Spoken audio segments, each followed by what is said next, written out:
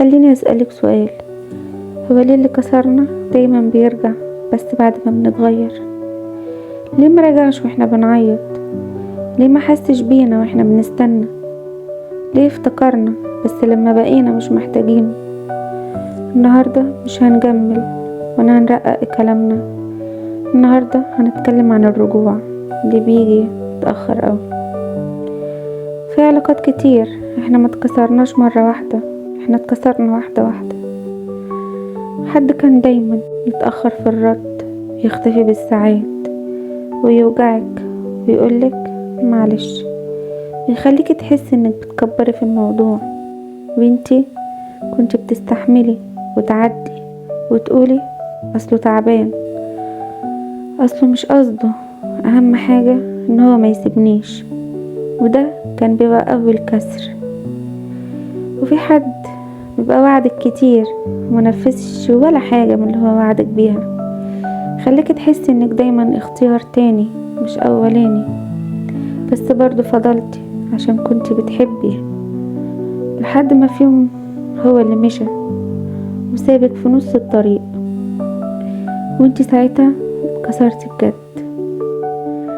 بس اسمعي بقى، الكسرة دي ما كانتش نهاية، كانت بداية. بدأتي تفهمي ان الحب مش انك تبرري الأذى، وان اللي يحبك ما يسيبكيش تايهة ولا موجوعة. بدأتي تحطي حدود وتبعدي شوية، تهتمي بنفسك وتسترجعي نفسك اللي ضاعت في العلاقة. وهنا هو رجع لما لقاكي مش بتتكلمي، رجع لما حس انك مش مستنياه، رجع لما شافك اقوى من قبل وقال ايه، انا اتغيرت، انا ندمان، انا ما لقيتش زيك. بس الحقيقة هو ما رجعش علشان بيحبك، هو رجع علشان فقد السيطرة عليكي، رجع علشان مش متعود انك تمشي من غير ما تنهاري.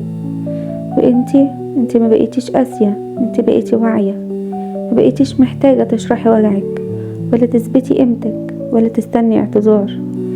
اللي اتكسر جواك اتصلح، بس اتصلح بعقل مش بقلب بس. اقسى حاجة مش انه رجع، اقسى حاجة انك لما شفتيه ما حسيتيش ولا اي حاجة، لا بشوق ولا بحنية ولا حتى وجع ولا حب.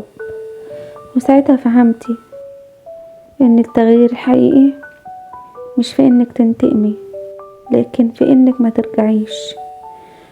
دلوقتي انا عايزة اسألك سؤال بصراحة، هل شايفة ان اللي كسر مرة ممكن يتصلح، ولا في كسور ما ينفعش يتعاد بعدها؟